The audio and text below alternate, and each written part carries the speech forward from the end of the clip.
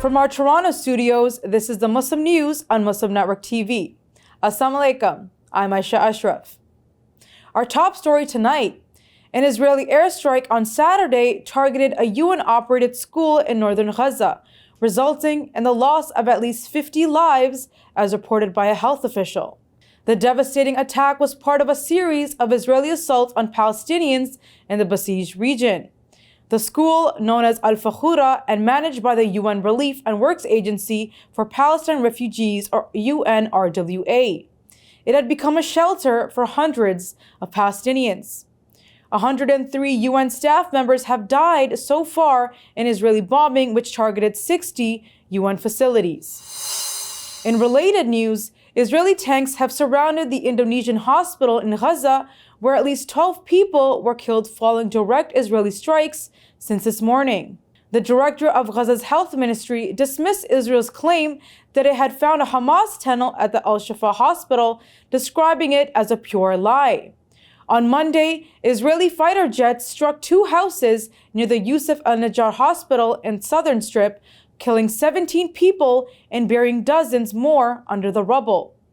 Israeli forces have also reportedly targeted the Al-Kuwait school in North Gaza, where hundreds of Palestinians had sought shelter. The school is near the Indonesian hospital, which is surrounded by Israeli tanks and inaccessible for emergency services. Photographs circulating online depict the school engulfed in flames. The Indonesian hospital in northern Gaza Strip was also shelled, killing 12 people. Heavy fighting has been reported around the Jabalia refugee camp, further exacerbating the crisis. Police are still searching for the suspect who shot and wounded a Muslim man outside the Islamic Center of Rhode Island last Friday. Providence's police chief, Oscar Perez, did not single out a motive behind the attack, but he did say there could be a possible link to the recent increase in Islamophobia in the U.S.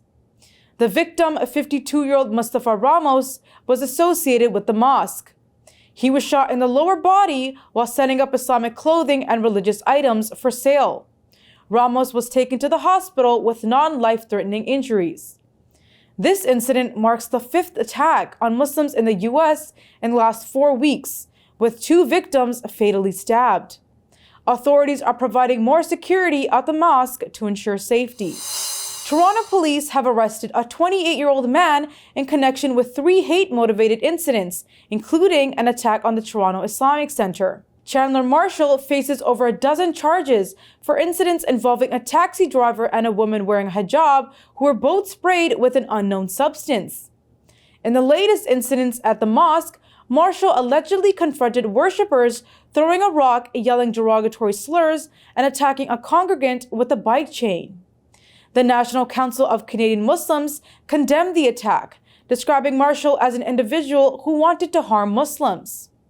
Toronto Mayor Olivia Chow emphasized that Islamophobia and violence are unacceptable, urging unity against all forms of hate. Thousands of protesters in Sacramento forced an early shutdown of California's Democratic Convention. They are demanding an immediate ceasefire in Gaza and criticizing the party's support for what many are increasingly calling Israel's genocide against Palestinians there. Demonstrators chanted "Ceasefire now" and displayed Palestinian flags, causing security to lock down the convention center. Activists laid out 500 pairs of shoes representing children killed in Gaza, drawing attention to the conflict's human toll.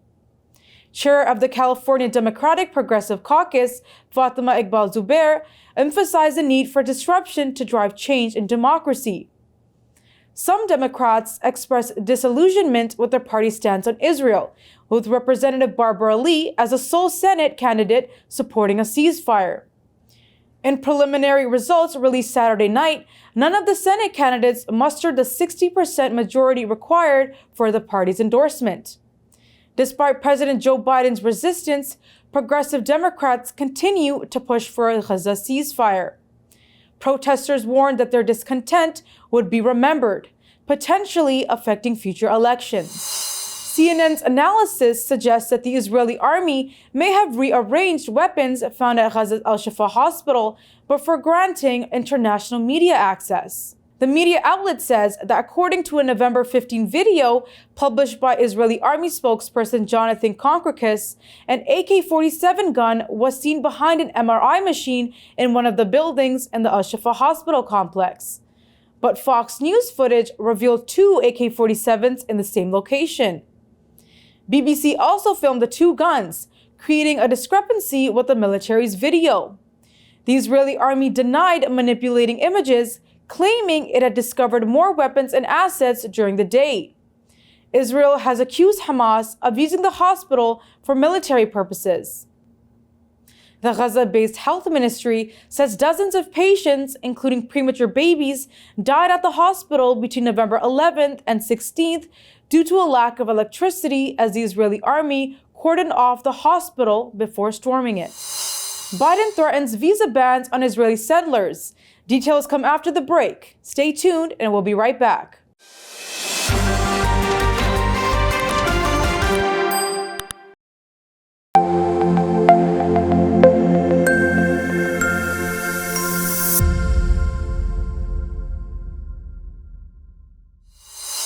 Welcome back.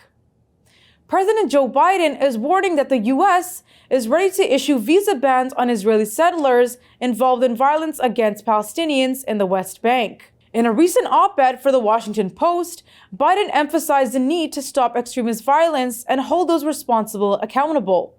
He also advocated for the reunification of Gaza and the West Bank under a revitalized Palestinian Authority. The president's stand also addresses concerns over Israel's potential violation of the visa waiver program. While rejecting calls for a Gaza ceasefire, Biden underscored the importance of a two-state solution, emphasizing equal measures of freedom, opportunity, and dignity for both peoples. President Joe Biden has sent two distinct messages regarding the Israel-Hamas conflict tailored to his American audience. According to NBC News, based on official White House correspondence, these letters offer contrasting perspectives on the ongoing conflict. One letter, sent to pro-Israel Americans, expressed unwavering support for Israel and referenced the Holocaust in relation to a Hamas attack on southern Israel. The letter states that the United States stands with Israel and will continue to ensure that Israel has what it needs to defend itself against terrorism in accordance with international humanitarian law. However, the second letter, intended for a pro-Palestinian audience, takes a different tone. It focuses on aid to Palestine and offers condolences for innocent Palestinian lives lost. This dual messaging from the White House reflects the administration's attempt to balance its long-standing moral, financial, and military support for Israel with humanitarian concerns in Gaza. Indian police in the capital, New Delhi, have asked Imams of mosques not to pray for Palestine during religious services. Member of Parliament Danish Ali and Muslim organizations such as the India Muslim Personal Law Board and the Welfare Party of India have condemned the police notice. They say that praying for the victims is an integral part of Islamic worship. The Delhi police is under the direct control of the Indian Home Minister Amit Shah, who is known for his extreme Hindu nationalism. Muslim leaders argue that the directive violates religious freedom. A judge in Colorado has ruled that former President Donald Trump acted seditiously during the attack on the Capitol on January 6, 2021. However, he has allowed him to remain in the 2024 presidential race. Judge Sarah Wallace ruled that Trump's speech near the White House that day incited imminent lawless violence.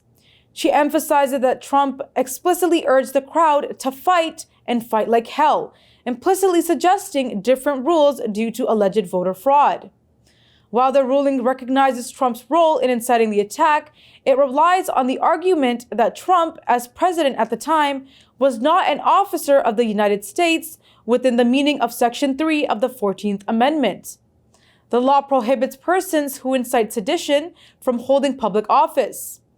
Critics argue that this technicality could be overturned on appeal. The advocacy group Citizens for Responsibility and Ethics in Washington plans to appeal the decision. The ruling came after a judge in Michigan declined to address Trump's behavior, saying that only Congress can decide on the eligibility of presidential candidates. A similar case in Minnesota was dismissed. Trump remains one of the leading candidates in the Republican presidential primaries. The Republican-controlled Texas Board of Education has rejected 7 proposed science textbooks for 8th graders. This is due to their inclusion of climate solutions and the environmental, social, and governance policies. This decision came despite the recent requirement to include climate education for 8th graders.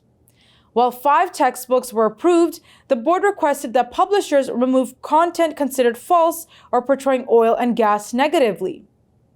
Republican state energy regulator Wayne Christian argued against promoting what he called a leftist agenda that opposes oil and natural gas. Some board members also objected to textbooks lacking alternatives to the theory of evolution.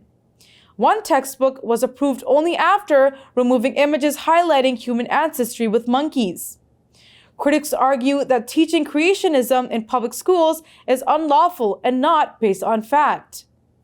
The decision sparked concerns about the state's ability to collaborate with publishers and provide students with proper educational materials. A man who was wrongly convicted of murdering civil rights leader Malcolm X in 1965 and later exonerated has filed a $40 million lawsuit against the U.S. government. Muhammad Aziz accuses the FBI of concealing evidence that could have proven his innocence during his trial. Aziz spent over 20 years in prison before he was released in 1985. He and Khalil Islam, who were both wrongly accused of killing the Muslim civil rights leader, also known as Al-Hajj Malik al-Shabazz, were exonerated in 2021. The lawsuit claims that FBI officials engaged in corruption and misconduct by presenting false evidence to protect certain individuals. It also alleges that the FBI hid information to protect its domestic counterintelligence program known as COINTELPRO. The surveillance program monitored various groups, including the Black Panthers and civil rights activists. It was disbanded in 1971. Aziz's legal battle aims to hold the government accountable for decades of injustice. That's all from our Toronto studios tonight. Thank you for tuning in. You can subscribe to our YouTube channel and hit the bell icon for the latest updates. For more content, keep watching Muslim Network TV or visit muslimnetwork.tv. Salam and good night.